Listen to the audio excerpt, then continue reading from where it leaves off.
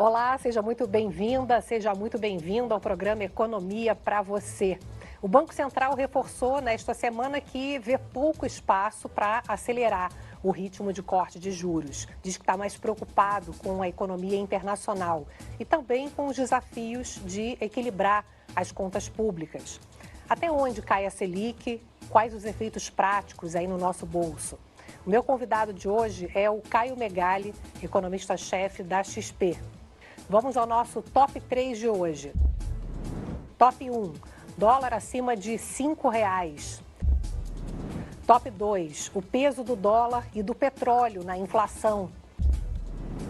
Top 3, quais são os melhores investimentos?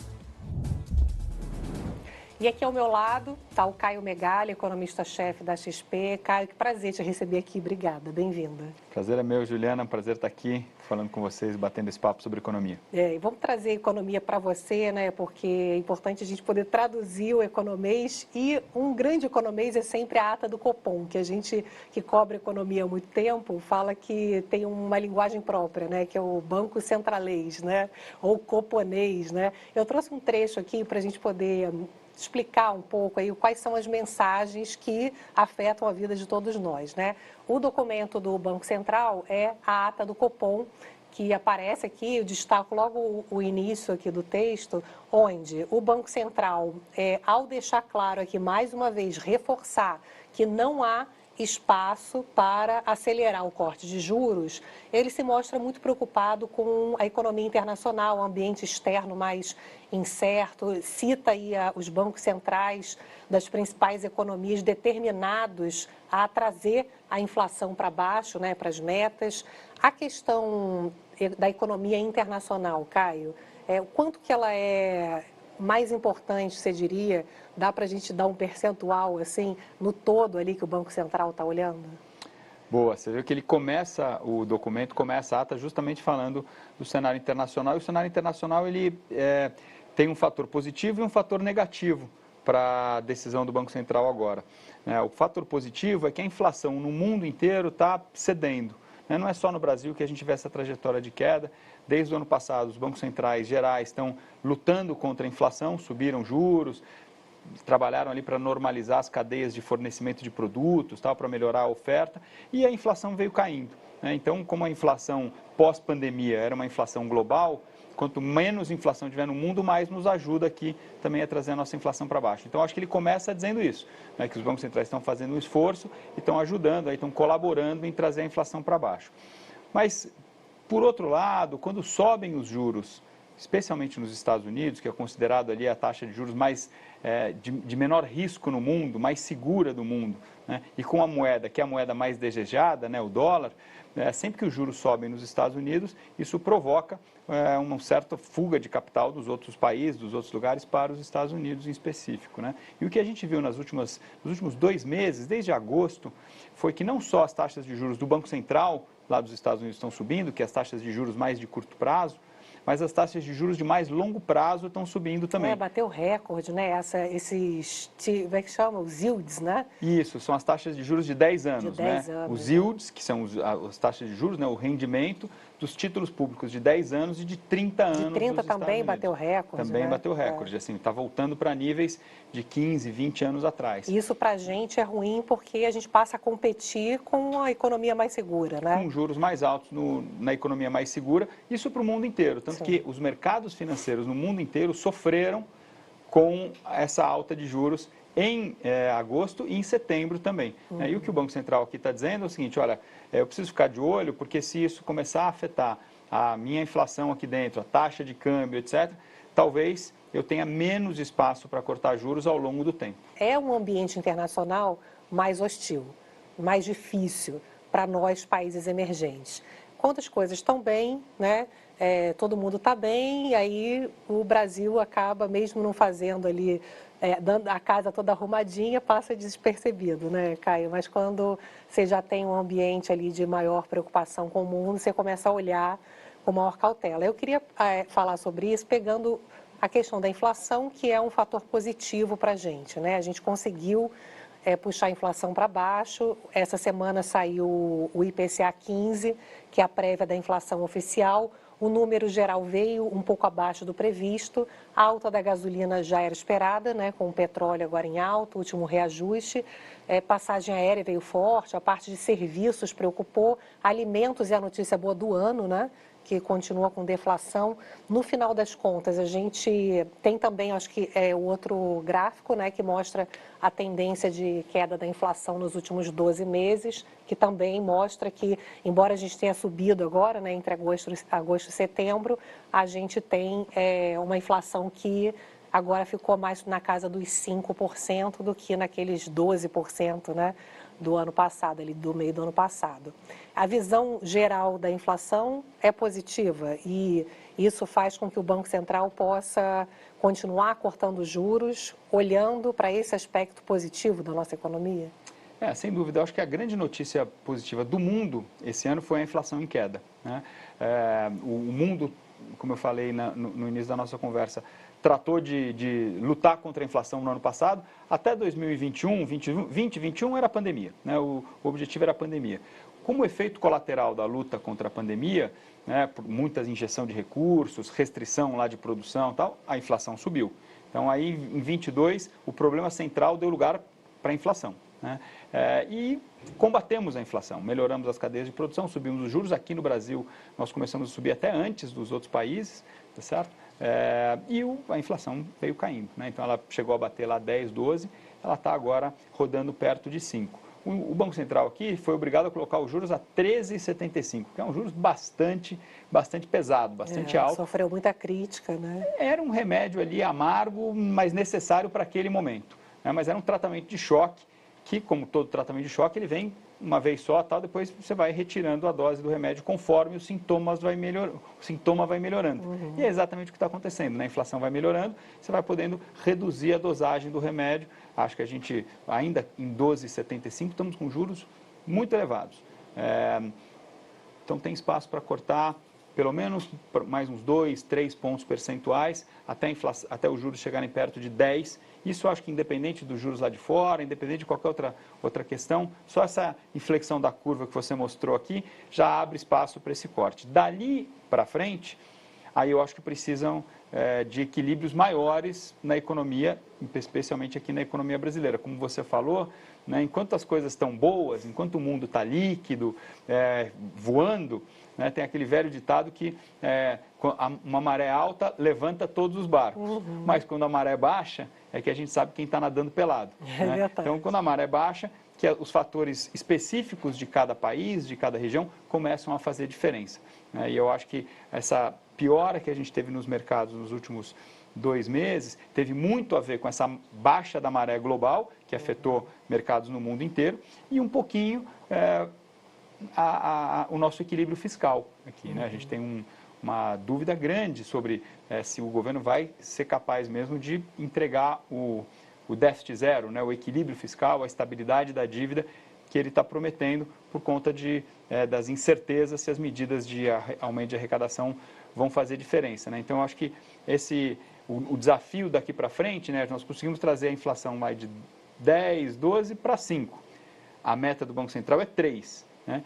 Dos 5 para o 3, eu acho que a gente vai precisar arrumar um pouco mais a casa e vai precisar contar também com um bom cenário lá de fora para a gente conseguir esse desafio. Afinal de contas, 3% para uma economia como a brasileira, historicamente, é uma taxa baixa. Essa questão do equilíbrio das contas públicas também está no recado do Banco Central, né? Olha, governo, Congresso, se vocês querem que eu baixe mais os juros, vocês também precisam ajudar entregando um equilíbrio das contas públicas, porque aí isso aumenta a confiança no Brasil, tende a valorizar a nossa moeda e, de alguma forma, isso pode blindar, Caio, essa tendência agora de alta do dólar. O dólar passou dos R$ 5 de novo, né, com essa insegurança mundial. A gente dando sinais mais claros de equilíbrio fiscal, conseguimos baixar um pouco, talvez, aí, o dólar, blindar um pouco esse espaço para queda de juros? Isso é fundamental? Eu acho que sim. Assim, a nossa avaliação é que o câmbio acima de 5 é um câmbio muito desvalorizado. O dólar fica muito alto. as importações ficam muito caras, não só importações de bens de consumo, né, que a população usa, consome, mas também de máquinas, equipamentos, né? O dólar não tem um dólar certo, né? Se o dólar fica muito fraco, ele estimula as exportações, mas encarece as importações. Então, uma empresa que precisa importar uma máquina para produzir, o seu custo de produção fica caro. A inflação começa a ficar pressionada. Se o câmbio, por outro lado, fica muito valorizado, barateia as importações, mas dificulta as exportações. A nossa avaliação é que o câmbio hoje, em torno de 4,5, um pouco mais, um pouco menos, deveria ser o câmbio de equilíbrio. Por que ele está perto de 5? Né? Por conta desse problema lá de fora, dos juros lá de fora, e por conta da incerteza fiscal. O governo indicou muito claramente ali a intenção de equilibrar as contas ao longo do tempo. O arcabouço fiscal ali tem uma meta atrelada de zerar o déficit e estabilizar a dívida, mas a estratégia para obter esse equilíbrio foi uma estratégia via receita, né? Os gastos cresceram e o governo está correndo atrás das receitas. Eu gostei outro dia, o Jefferson Bittencourt, que foi secretário do Tesouro, ele fala que as despesas subiram de elevador e as receitas agora sobem de escada, né? Devagarzinho tentando alcançar, né? Exatamente. Não, o Jefferson é um craque, né? Super amigo. E é exatamente isso, quer dizer, a despesa saiu na frente e agora a gente tem que sair, tratar de correr atrás de pagar a conta. Pois é, o quanto que a gente consegue, Caio, chegar o mais próximo possível? É difícil, porque não tem uma chamada bala de prata, né? Uhum. Tinha no passado, que era a CPMF. A bala de prata era sempre a CPMF. Colocava a CPMF, aumentava bastante a arrecadação e fechava a conta. Agora a CPMF é um assunto que está bastante fora da pauta quando a gente conversa no Congresso, no governo, etc. O governo tem ido por medidas mais granuladas, né? Então, você vê, o ministro Haddad já anunciou 20, 30 medidas aí diferentes para tentar aumentar a arrecadação, cada uma delas ali com o seu desafio. Algumas precisam ser aprovadas no Congresso, outras precisam convencer as empresas e o judiciário que, de fato, as empresas têm que pagar mais impostos do que elas estão atualmente pagando. Então, tem uma zona cinzenta ali. A despesa a gente sabe que vai estar lá, né? Já aconteceu. Mas gastar é fácil, né? Gastar é fácil, né? Para gastar é ladeira abaixo. Aumentar a arrecadação é ladeira acima. Então, vamos ver se o governo vai conseguir. Se ele não conseguir, eu acho que isso é importante. Qual o efeito? Né? O que acontece se as contas ficarem desequilibradas? De algum jeito, a gente vai ter que pagar esse negócio. Ou, em algum momento, vai vir um aumento mais agressivo de imposto, ou uma saída que o Brasil fez muito nas últimas várias décadas foi imprimir um pouco de dinheiro, deixa a inflação correr um pouco mais alta para corroer essa dívida. Mas aí vai afetar as expectativas de inflação, vai afetar a decisão, a capacidade do Banco Central cortar juros. Então, eu acho que a política fiscal e o equilíbrio das contas está totalmente ligado à queda da inflação, não essa queda de 12 para 5, mas a queda adicional e a estabilidade da inflação baixa e, por consequência, a capacidade do Banco Central cortar juros. Aqui isso tem um potencial, inclusive, de ajudar um pouco a baixar esse dólar, que é uma tendência mundial, né, Caio? Exatamente. Como eu falei, eu acho que o dólar a 5 ou acima disso é muito alto. É muito alto e é prejudicial à economia brasileira. É bom voltar um pouco. Dá para baixar um pouco, né? Dá para baixar. A gravidade do dólar é para baixo. Você vê que sempre que as coisas dão uma normalizada, a gente passa 2, 3, 4 dias sem muita notícia, o câmbio vem. É muito CIA, né? O lado bom disso tudo é que os juros continuam caindo. A gente queria que caísse mais rapidamente, mas como o Caio está dizendo aqui, cai ali até 10%, a média da pesquisa do Banco Central aponta 9% para o ano que vem. E no final das contas, as pessoas ainda precisam entender o quanto que isso vai de fato ajudar a própria situação financeira, né? O balanço dessa semana do Banco Central mostrou que o comprometimento com a renda com dívida ainda está muito alto, quase 30%. O Desenrola tem uma expectativa grande, né, o programa para poder diminuir um pouco essa dívida. Eu vou até aproveitar esse gancho para trazer uma pergunta. Vocês podem sempre participar aqui, vocês já sabem, mandem pelas redes sociais a hashtag Economia para você.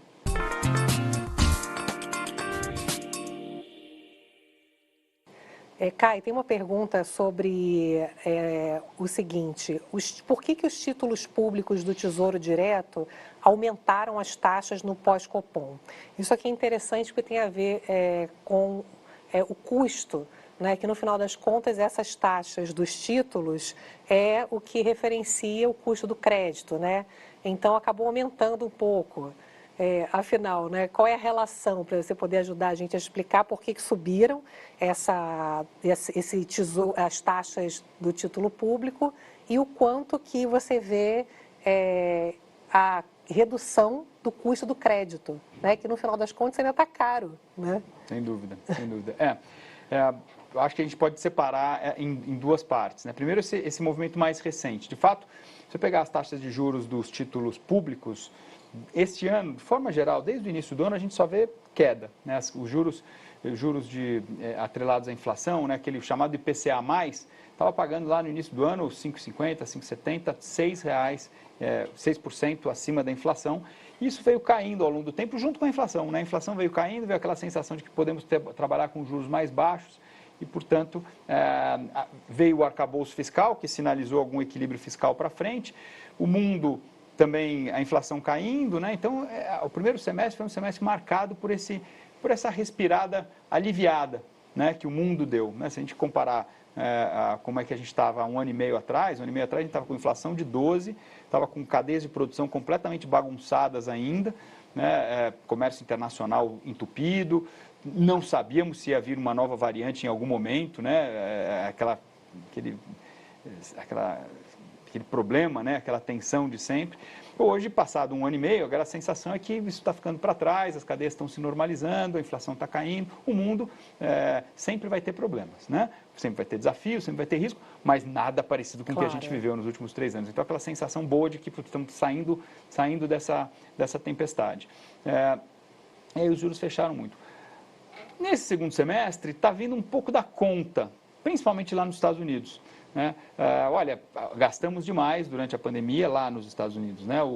A dívida subiu muito e os juros talvez tenham que ser maiores do que os juros eram no passado, né? Até aquela agência de rating, a Fitch, deu um downgrade nos Estados Unidos, diminuiu a nota, né? Os Estados Unidos continua sendo, digamos, o melhor aluno da classe, mas ele não é mais nota 10, ele é nota 9,5, nota 9.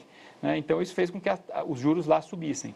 E se vocês colocarem, né, essa pergunta é boa, né? Por que os nossos juros subiram? Mas se a gente fizer um gráfico com os juros dos Estados Unidos de um título público, título do Tesouro, o Tesouro Direto lá dos Estados Unidos, né, que é esse treasury de 10 anos, e colocar em cima do nosso juros aqui, foi igualzinho. Né? O juro subiu lá, acaba subindo o juro no mundo inteiro. Então, grande parte desse movimento não teve a ver com o Copom, não teve a ver com a sinalização, teve a ver com essa alta dos juros lá de fora, que puxaram os juros no mundo inteiro. O que acaba, então, dificultando mesmo uma queda mais rápida do custo do crédito para o consumidor final, né? Acaba um custo fica mais difícil, porque fica um custo de crédito mais caro no mundo inteiro. Sim. E afeta um pouco aqui. E é claro que, assim, os temas brasileiros também fazem diferença. A gente estava falando aqui da incerteza de fechar as contas públicas, que também acabam afetando, porque aí vem tudo ao mesmo tempo, né? E as coisas não estão tão boas lá fora, vamos olhar aqui mais no detalhe. Sim. E, peraí, será que vai mesmo ter que mudar a meta fiscal? Aí põe um prêmiozinho de risco um pouquinho maior aqui também. Então, nesse ambiente, quer dizer, a Selic cai, mas os prêmios de risco, como a gente fala no mercado, sobem um pouco. Então, por enquanto, a gente não tem visto uma queda muito significativa do custo de crédito, embora a economia, de forma geral, está ficando um pouco mais previsível, né, Juliana? Então, eu acho que conforme o Banco Central corta juros e a gente vai se afastando ali da pandemia, das eleições, vai se consolidando a política econômica, etc., a minha impressão é que esse custo de crédito gradativamente vai se reduzir. Acho que a gente ainda vai ter um segundo semestre difícil, né? Já estamos quase no quarto trimestre, Natal, né? Quase Natal. O final de ano, digamos, um pouco difícil ainda, o início do ano que vem ainda é difícil, mas a minha impressão é que conforme os juros caem, os spreads caem, né? O custo do crédito cai, a economia vai se recuperando no ano que vem. Todo mundo quer isso, né? E nesse momento onde você vê, nem os especialistas sabem dizer ao certo tudo o que está acontecendo, a gente traz para você os melhores investimentos nesse momento, o momento seu bolso.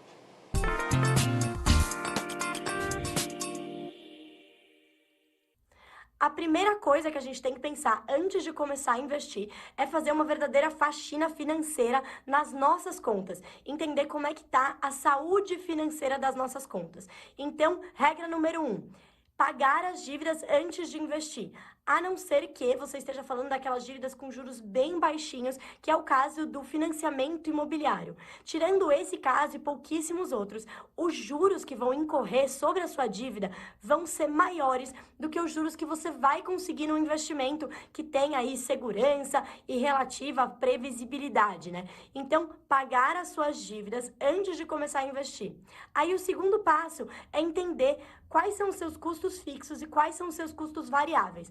Aí você vai pegar o total desses seus custos fixos, que são, por exemplo, aluguel, escola de filhos, plano de saúde, né? Tudo que você não possa deixar de pagar para você continuar vivendo a sua vida em caso de um imprevisto. Por quê? Você vai calcular isso vezes 6 ou 12 para conseguir fazer a sua reserva de emergência. Para se acontecer algum imprevisto, você ter aquele dinheiro ali que está seguro e está rendendo para você conseguir arcar com qualquer imprevisto. Essa vai ser a sua reserva de emergência. Então, primeiro passo, pagar as dívidas. Segundo passo, montar a sua reserva de emergência. Para esse investimento, você não tem muitas escolhas além de investimentos pós-fixados. Mas aqui vai a dica. Quase todos eles vão te pagar mais do que a poupança. Então, procura aí Tesouro Selic, fundos de renda fixa, né? DI simples, que não tenham crédito privado e que sejam no mínimo 100% do CDI, que é a nossa taxa básica de juros. Aí você vai montar a sua reserva de emergência com previsibilidade, liquidez, ou seja, você pode resgatar a qualquer momento e a mesma segurança que a poupança, mas rendendo muito mais. Só a partir daí, depois das suas dívidas quitadas, reserva de emergência feita, você pode começar a se aventurar um pouco mais no mundo dos investimentos, diversificando entre várias classes de ativos, e aí sim a gente pode começar a pensar entre outros tipos de fundos de investimento, ações, outros tipos de renda fixa, fazendo o seu dinheiro trabalhar para você no longo prazo, sempre de acordo com o seu perfil de investidor. E, Caio, a gente está no finalzinho do programa e você falou que aos poucos a economia vai ganhando tração novamente, né? Passado esse período mais duro de juro alto, dívida muito cara. E a gente olha para as previsões de crescimento, esse ano estão na casa dos 3%, por ano que vem está 1,5%.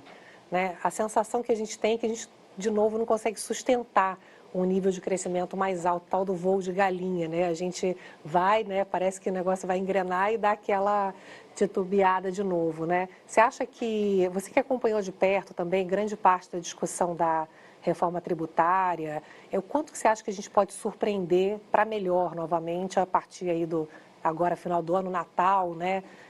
Pode ter surpresa positiva 2024? Olha, eu acho que o Brasil ele avançou muito em termos de reformas estruturais nos últimos vários anos, né? E vários governos, né? E essas reformas vão melhorando a produtividade da economia. E com a produtividade, com a economia mais produtiva, você pode produzir mais sem gerar inflação. E aí o crescimento potencial, que a gente chama, quer dizer, o limite de velocidade sem gerar inflação, vai subindo, o que é positivo, né? Muito provavelmente o Brasil, que já chegou ali a um PIB potencial de talvez 1%, já hoje está mais perto de 2%, ou seja, deu uma melhoradinha. Ainda falta muita coisa, acho que a reforma tributária é fundamental nesse sentido. Eu lembro que a gente conversava antes da pandemia e estava muito longe, né, na tua visão, né? Parece que é quase que um milagre, né? Algum acordo ter chegado ali já próximo do fechamento, né? Exatamente, né? A gente antecipou esse debate, que é um debate que já vem há 30 anos, mas parecia que a gente estava meio no lamaçal ali, né? Parecia que não ia sair, não avançava. E de repente avançou, talvez não seja a reforma ideal, mas eu acho que ainda tem debates a serem feitos no Congresso, mas eu acho que essa simplificação vai ajudar, é um tijolo a mais aí nessa construção de melhor produtividade da economia. Acho que ao longo do tempo o Brasil vai crescer mais do que cresceu no passado por conta de todas essas transformações, se, obviamente, né, claro, essas reformas forem mantidas, né, e continuadas ao longo do tempo. Pô, tem essa agenda verde, agora está todo mundo olhando para o Brasil, né? Não é possível que a gente não consiga atrair investimentos, crescer mais. Parece que tem uma bola quicando, né? Mais uma vez. Não, isso eu tenho falado isso muito com os nossos clientes, quer dizer, o Brasil, o tema da sustentabilidade, ESG, Agenda Verde, entrou definitivamente na pauta de todos os países. A gente recebeu outro dia aquela comitiva da Arábia Saudita, os ministros de investimento lá estavam dizendo, não, a nossa prioridade aqui não é mais só o retorno financeiro, até porque eles têm bastante dinheiro lá. O que a gente precisa é apagar nossa pegada de carbono, nos posicionar melhor na comunidade internacional. Não adianta só comprar o Neymar, né, e melhorar o campeonato de futebol, não. Eles têm que fazer investimentos verdes e estão aqui no Brasil olhando para isso. Então, assim, tem um certo alinhamento de astros internacional, os nossos concorrentes andando muito mal, né? Rússia, China, Turquia, sim, que são países que tradicionalmente competem com o Brasil por fluxos de capital. Então, acho que é um momento internacionalmente equilibrado. Espero que as taxas de juros lá nos Estados Unidos não subam muito para não atrapalhar esse cenário. E aqui dentro temos que arrumar a casa, quer dizer, se a gente continuar avançando, reforma tributária, equilibrar as contas, dentro do possível, né, cara? Isso às vezes não é um mundo ideal, né? Manter os avanços, quer dizer, o Banco Central independente que foca na inflação, né, que sai de temas políticos e mira ali em dar equilíbrio econômico para a população. Acho que cada um fazendo o seu trabalho, o Brasil tem tudo para surfar uma onda super positiva nos próximos anos. Tá certo. Muito bom esse papo. Dá para a gente conversar bem mais, Caio. É sempre bom conversar com você. Obrigada por ter vindo. Legal, o prazer é meu, conte sempre com a gente lá. Obrigada. Obrigada a você por estar sempre aqui com a gente no Economia para Você, no Band News TV, na rádio Band News FM. A gente se vê no próximo. Tchau.